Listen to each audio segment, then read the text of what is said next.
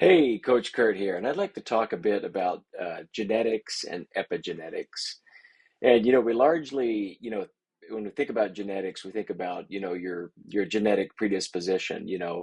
Genetically, you have, brown hair, brown eyes, your, hair color, eye color, and even I'd like to shift it now to more disease. Different disease, you have different like genetic predispositions to diseases. So.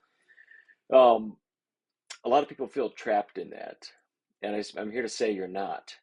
And Dr. Bruce Lipton, he's spent a good part of his life studying that and actually proving it, but the science community has largely rejected that. So, no, you're not trapped in your genetic predispositions or genetic makeup. And epigenetics is so epi means above genetics.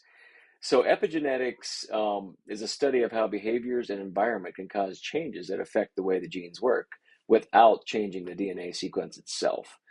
So, think of your genes like a script. Epigenetics decides which lines get spoken and which lines get skipped. So, you are not just your genes. While you're born with a fixed set of genes, how those genes are expressed, turned on or off, can change depending on your lifestyle, environment, and mindset.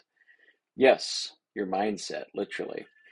So, you might be perpetually, be a negative person or always see, the cup mostly empty instead of mostly full. You may be like predisposition to, you know, think this person did something against you and they didn't mean it that way. But, that's more on the mental side. But then on the physical side, there's predispositions like diabetes, and other, heart disease disorders that tend to run in families. But I'm here to say you can actually, like epigenetics can actually change that. And that's by changing the environment. Number one, mentally, change your mental environment. So, the same as negative thoughts, a negative predisposition mindset can actually hinder your genes or actually, as you think in your heart, so is it. It will actually, as you think in your heart, that's literally what you will manifest in your life. The same way you can pick a new thought, a new mental space to come from. And they're proving it now. Places like Heart Math Institute, Dr. Joe Dispenza teaches a lot on this. He's a neuroscientist.